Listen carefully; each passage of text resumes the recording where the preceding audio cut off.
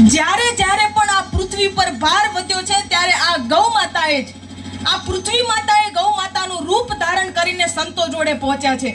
જ્યારે આ કાર્ય સંતોથી પણ નથી થયું છે ત્યારે બ્રહ્માજી જોડે પહોંચ્યા છે અને બ્રહ્માજીથી પણ નથી થયું ત્યારે ભગવાન શિવ જોડે પહોંચ્યા છે અને શિવજી બ્રહ્માજી અને સંતોની અને ગૌ માતાની કૃપાથી સ્વયં સાક્ષાત નારાયણે પૃથ્વી પર અવતારણ ધારણ કર્યો છે। અને જો આ ગૌ માતા ના હોત ને તો આજે આપણે આ સનાતની કહીએ છીએ, રામ અને કૃષ્ણને માનીએ છીએ, એ આપણાથી ના શક્ય હોત। એટલે કોઈ પૂછે કે રામ કોણ છે તો तात राम नहीं नरभूपाला भुवनेश्वर का लहु कर काला ब्रह्म अनामय अज भगवंता व्यापक अजित अनादि अनंता गोदीज देनु देव हितकारी कृपा सिंधु मानुष तनुधारी। राम અને કૃષ્ણ જો કોઈના માટે અવતાર લેતા હોય તો પહેલો શબ્દ ઉપયોગ થાય છે ગોદ્વિજ ધેનુ। ગો માને તો વેદ, દ્વિજ માને તો બ્રાહ્મણ અને ધેનુ માને તો ગાય। ગૌ માતા માટે કરીને જ પરમાત્મા પૃથ્વી ઉપર અવતારિત થાય છે।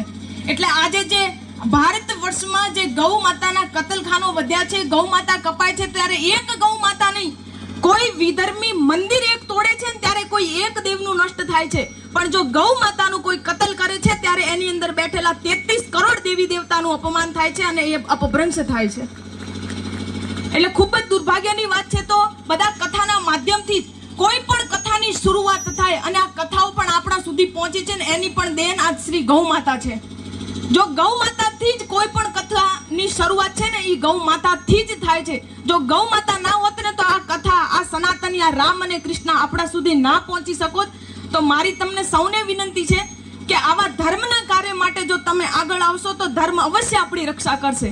પણ આપણે આજે આ જેટલા ભમી રહ્યા છીએ, ભટકી રહ્યા છે, આપણે ન્યાય નથી મળી રહ્યો, તો એનું કારણ આપણે સ્વયં પોતે છીએ કે આવા ધર્મના કાર્ય હોય છે ત્યારે સનાતની હિન્દુ પાછળ હટી જાય છે। એટલે તમે બધા ધ્યાન રાખો કે જ્યારે જ્યારે પણ આવા ધર્મના કાર્યોમાં તમે આગળ આવો। બાકી આપણે મહારાણા પ્રતાપની, શિવાજીની દરેક જણા વાત કરતા હોઈએ છીએ, પણ આજે ભગવાન શંકરાચાર્યજી, હમણાં હું 2 દિવસ પહેલા કાશી હતી અને ભગવાન શંકરાચાર્ય જે સ્વયં પરશુરામનું જે પરશુ લઈને 2 લાખ લોકોની સેના કાશીથી નીકાળી છે, સિર્ફ ને સિર્ફ ગૌ માતા કઢીને। એટલે ગૌ માતા માટે કરીને તમારી જોડે જેટલા કોન્ટેક્ટો થતા હોય એ પણ કરો, પણ એવી અહીંયા બેઠા બેઠા તમે રામ અને કૃષ્ણને એવી પ્રાર્થના કરો કે જો ગૌ માતાએ રામ અને કૃષ્ણને અવતારિત ધારણ કર્યા છે તો આપણી પણ ફરજ બને છે કે આજે આપણે ગૌ માતાને ન્યાય અપાવી શકીએ।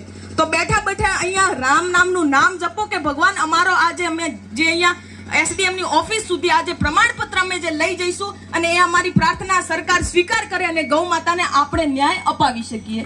જય હિન્દ, જય ભારત।